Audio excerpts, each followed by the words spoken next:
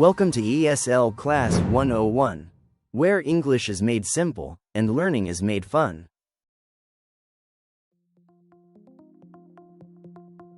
Today's lesson focuses on two advanced grammatical structures. Beta plus infinitive, used in formal and journalistic contexts. Be about to plus infinitive, used in everyday conversation. We'll cover 6 key uses of beta plus infinitive and end with the conversational structure, be about to. Let's begin. The structure beta plus infinitive is common in news reports and public announcements to refer to events that are scheduled or expected to happen soon.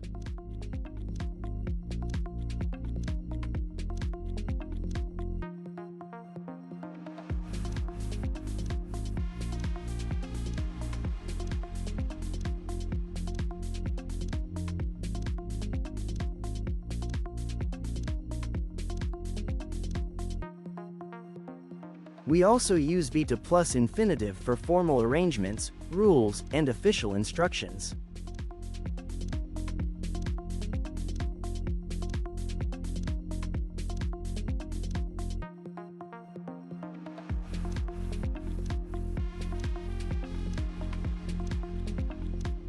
Take note, passive voice is common to make the tone more impersonal, and these sentences often appear in regulations or directives.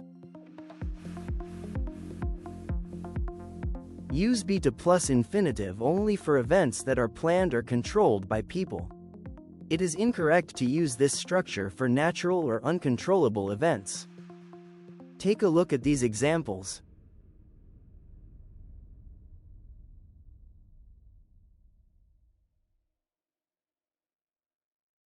Since Mount Pinatubo's eruption isn't a human-set timetable but a scientific prediction about the future, we use will erupt rather than is to erupt.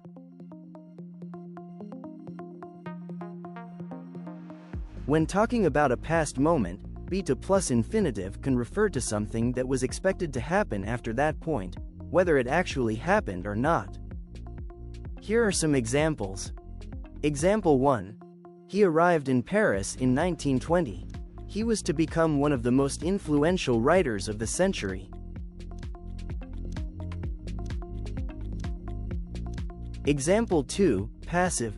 The island was to be rediscovered decades later by a new expedition.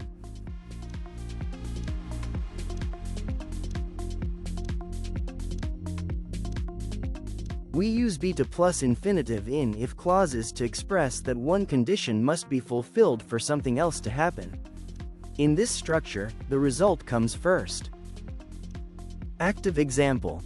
If we are to solve this crisis, we need global cooperation. Passive example. The law must change if justice is to be done.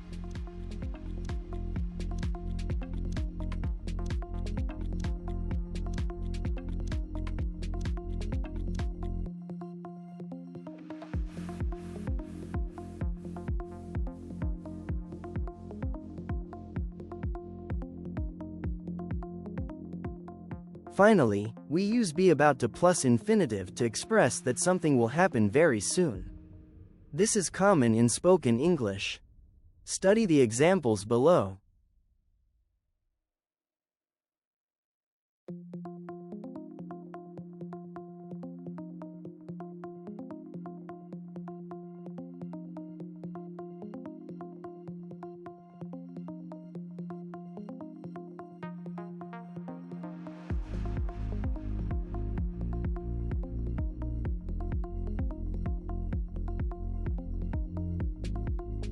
Again, bear in mind that this structure emphasizes immediacy, not formality.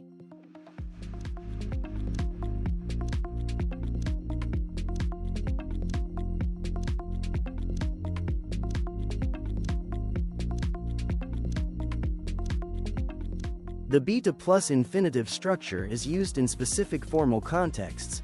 It signals near future plans in news reports, conveys official instructions or orders, and applies only to controllable events.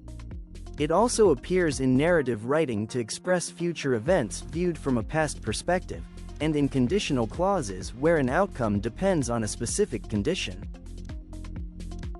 Additionally, we use be about to plus infinitive to emphasize actions that are on the verge of occurring, making it particularly useful for expressing immediacy in spoken English.